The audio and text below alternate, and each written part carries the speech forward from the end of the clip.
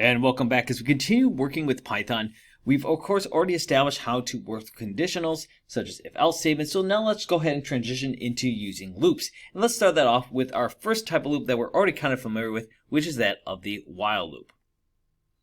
Now with while loops, Python of course can use these, and it functions as we would expect. It's going to execute a set of statements as long as the condition is true. And that condition is typically a Boolean expression.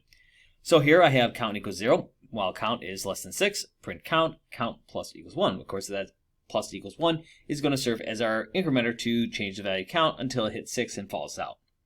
Now you'll notice that much like if statements, loops use indentation and the colon as their scope and formatting respectively.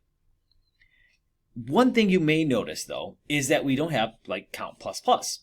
Well, that's because Python does not use the plus plus or the minus minus operators. So instead, we have to use things like plus equals or minus equals in order to increment or decrement. And that's going to affect things how we do handle some of our code, but it's not a huge change, but just we have something we have to get used to. Now let's look, of course, at a break statement example.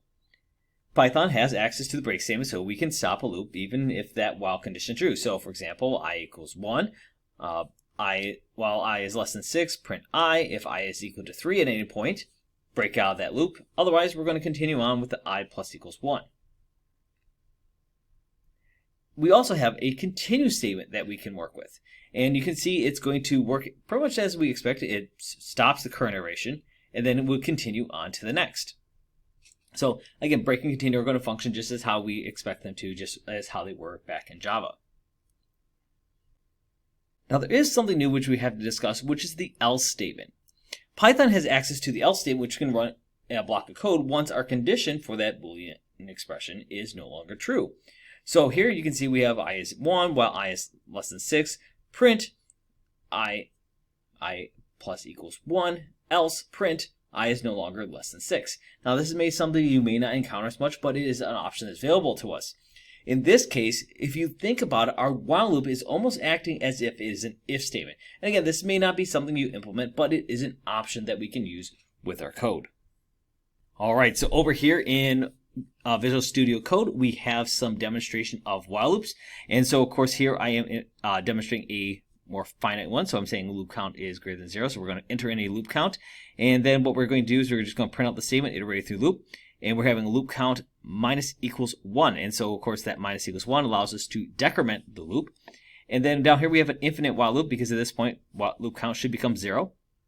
And then when it is, it's going to fall in here. And because that is always going to be 0, because you notice we never change loop count, it's going to be an infinite loop. However, we're going to, in this case, look for the word exit be typed, which should allow us to break out of that program.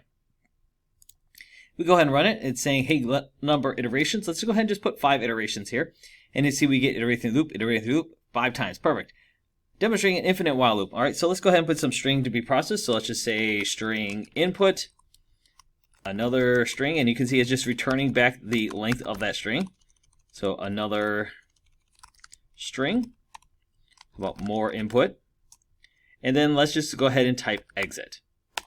And you can see that my program is now terminated. And again, this is nothing that is super new, because we are very familiar with using while loops, but allows us to use these in a way that is going to be very productive for us to make our programs in Python much more robust and eliminate the need for repetitive actions.